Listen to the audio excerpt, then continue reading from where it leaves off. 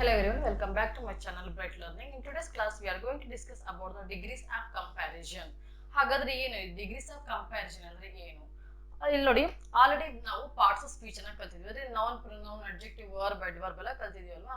ಅದರಲ್ಲಿ ನೌನಿನ special quality ಏನಿರುತ್ತೆ ಹೇಳಿ? ನೌನಿನ ಸ್ಪೆಷಲ್ ಕ್ವಾಲಿಟಿ ಯಾವಾಗಲೂ ಅಡ್ಜೆಕ್ಟಿವ್ ಆಗಿರುತ್ತೆ, ನಾನು ನಿಮ್ಗೆ ಹೇಳಿದ್ದೆ.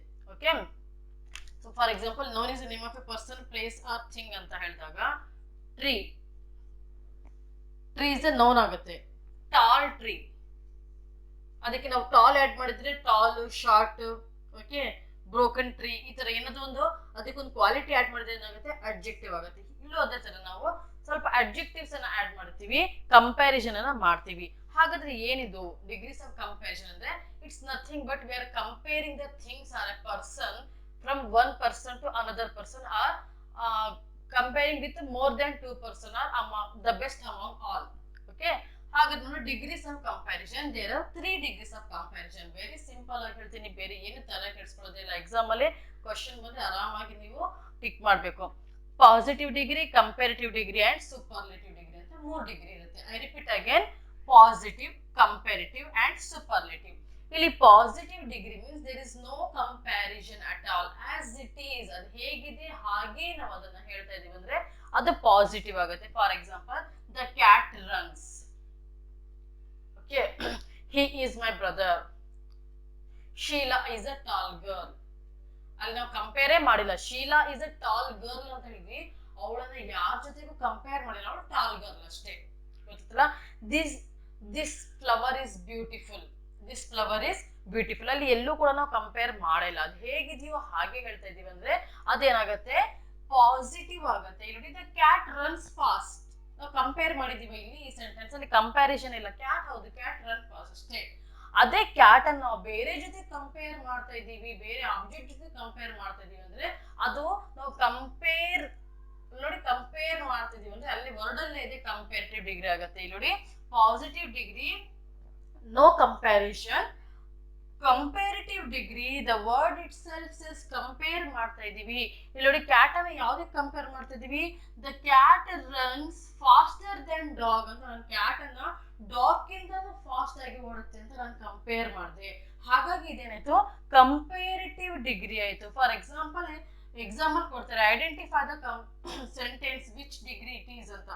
ಈ ಅಂಡರ್ಲೈನ್ಡ್ ವರ್ಡ್ ಈಸ್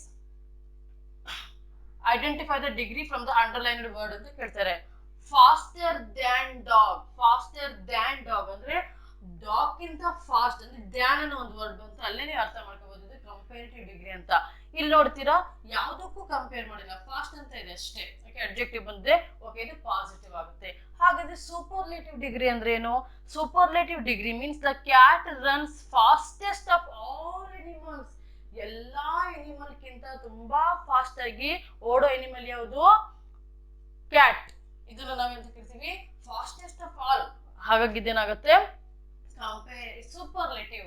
ಸೂಪರ್ಲೇಟಿವ್ ಮತ್ತೊಂದು ಎಕ್ಸಾಂಪಲ್ ಏನ್ ಹೇಳ್ಬೋದು ಅಂದ್ರೆ, this old woman is the elder among all the villagers. Okay, ಇಡೀ ಹಳ್ಳಿಯಲ್ಲಿರೋ ಎಲ್ಲಾ ವಿಲೇಜಸ್ ಗಿಂತ elder among all, eldest among all, ಇದನ್ನ ನಾವೆಂತ ಕರಿತೀವಿ? Superlative degree.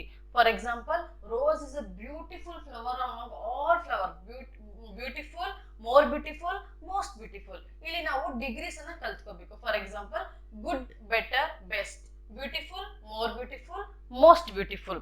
ಓಕೆ, ಫಾಸ್ಟ್, ಇಲ್ಲಿ ನೋಡಿ, fast superlative, positive, faster, fastest, fast, faster, fastest. ಅದೇ ತರ beautiful, more beautiful, most beautiful, good, better, best. ಈ ತರ ನಾವು ಆ ವರ್ಬ್ ಅನ್ನ ನಾವೇನ್ ಮಾಡ್ಕೋಬೇಕು, 3 ಡಿಗ್ರಿ ಹೇಗೆ ಬರುತ್ತೆ ಅನ್ನೋದನ್ನ ನೀವು ನೋಡ್ಕೋಬೇಕು. ಈ ವಿಡಿಯೋ ಆದ್ಮೇಲೆ ಲಾಸ್ಟಿಗೆ ರಿಲೇಟೆಡ್ ಒಂದು ಪಿಕ್ಚರ್ ಹಾಕ್ತೀನಿ, ಅದ್ರಲ್ಲಿ ನೀವು ನೋಡ್ಕೊಳ್ಳಿ ಯಾವ ಡಿಗ್ರಿ ಹೇಗೆ ಬರುತ್ತೆ ಅಂತ. ಪಾಸಿಟಿವ್ ಡಿಗ್ರಿಗೆ, ಮತ್ತೆ ಕಂಪೇರಿಟಿವ್ಗೆ, ಮತ್ತೆ ಸೂಪರ್ಲೇಟಿವ್ ಡಿಗ್ರಿಗೆ ಹೇಗೆ ವರ್ಡ್ಸ್ ಬರುತ್ತೆ ಅಂತ ನೀವು ಅದನ್ನ ಚೆಕ್ಔಟ್ ಮಾಡ್ಕೊಳ್ಳಿ. ಓಕೆನಾ? ಅರ್ಥ ಆಯ್ತು ಅಂತ ಅನ್ಕೋತೀನಿ. ಸೊ ನೀವು ನೋಡಿ, ಇನ್ನೊಂದು ಸ್ವಲ್ಪ ಎಕ್ಸಾಂಪಲ್ ಅನ್ನ ಮಾಡಿ, ನಿಮಗೆ ಗೊತ್ತಾಗುತ್ತೆ. ಗೊತ್ತಾಗಿಲ್ಲ ಅಂದ್ರೆ ಕಾಮೆಂಟ್ ಬಾಕ್ಸ್ ಅಲ್ಲಿ ಡೌಟ್ ಹಾಕಿ ಇನ್ನೊಂದು ಸ್ವಲ್ಪ ಕ್ಲಿಯರ್ ಮಾಡೋಣ. I hope you have understood. Thank you for watching.